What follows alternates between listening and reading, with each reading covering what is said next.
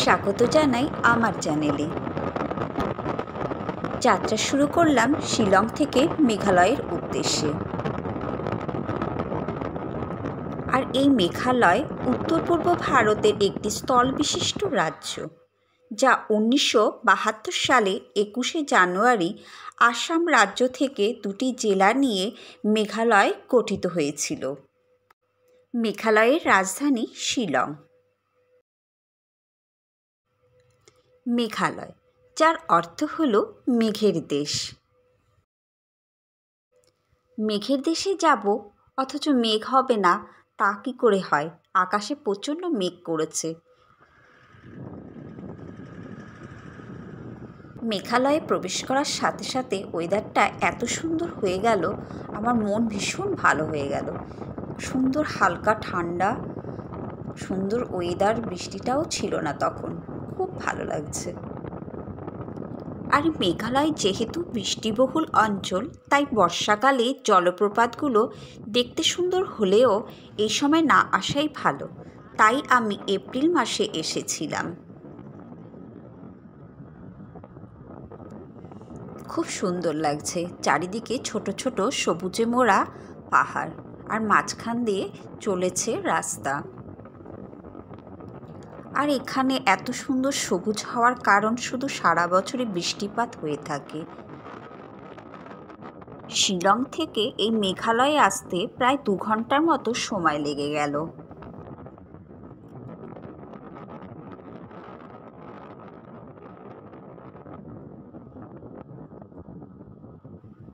এখন যাচ্ছি ভারতের উচ্চতম জলপ্রপাত নহকালিকাই জলপ্রপাত বা ফলস। আর এই জলপ্রপাতটি ভারতের মেঘালয় রাজ্যের পূর্ব খাসি পার্বত্য জেলায় সোহারার কাছে অবস্থিত এক ভূতুড়ে জলপ্রপাত।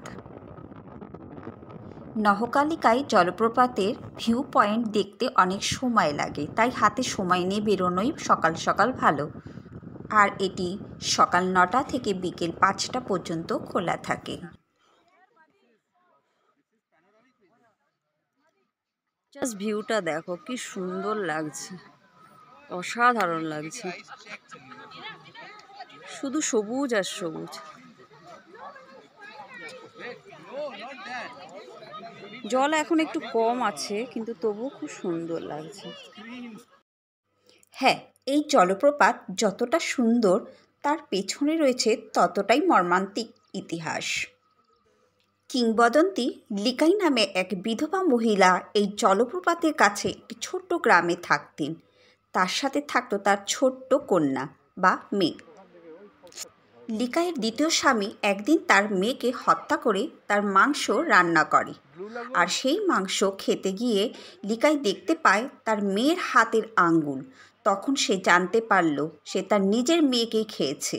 তারপরে সে মানসিক যন্ত্রণায় ভেঙে পড়েন। এই দুঃসহ যন্ত্রণা সহ্য করতে না পেরে এই জলপ্রপাতের ওপর থেকেই লাফিয়ে আত্মহত্যা করেন। আর তারপর থেকে এই জলপ্রপাতের নামকরণ করা হয় নহকালিকাই জলপ্রপাত। যেমন সুন্দর জায়গা, যেমন সুন্দর জলপ্রপাত, ঠিক তার পেছনে এরকম একটা ঘটনা রয়েছে। আমার মনটা একটু খারাপ হয়ে গেল। যাই হোক,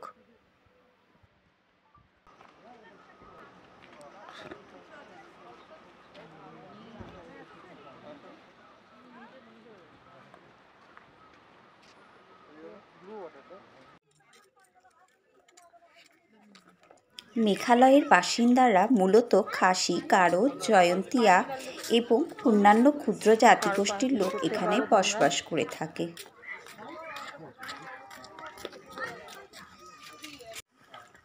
ফলস দেখে এবার যদি কারো কিছু কেনার থাকে তাহলে এখান থেকে কিনে নিতে পারো। খুব সুন্দর সুন্দর জিনিস আছে, চলো দেখাই।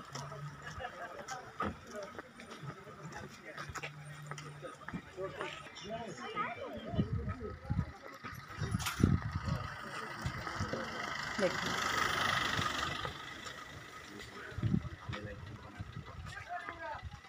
সুন্দর সুন্দর ব্যাগ আছে, জুস, ব্যাম্বু আচার, হুম, বাঁশের আচার, হুম, আচার আছে, আমের আচার, টমেটো। তারপরে আনারস, দারচিনি।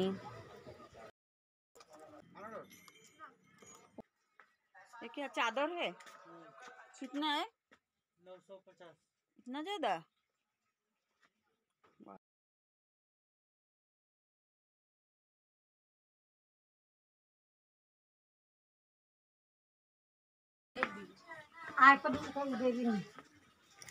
সুন্দর ব্যাগ। বাহ, ডেয়ারি মিল্ক কেক ছোটটা। যা পাবো পুলিশ বাজার থেকে নিয়ে পুলিশ গাড়ি। দেখো মা খাবে? না মা, আমি একটুখানি রেস্টে থাকি। আর আমাদের এমনি 40 কেজি হয়ে গেছে। এই দেখো, মা ধনুক। কাঁচা হলুদ বিক্রি হচ্ছে। হ্যাঁ, এই দেখো তীর। ও ভাও, বো অ্যান্ড অ্যারো।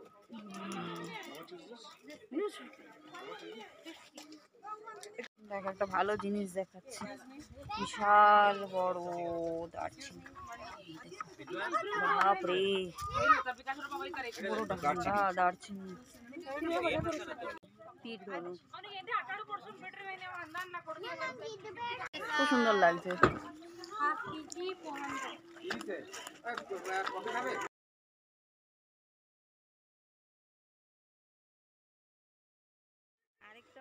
আমার খুব ভালো লেগেছে। আপনাদের কেমন লাগলো তা অবশ্যই জানাবেন।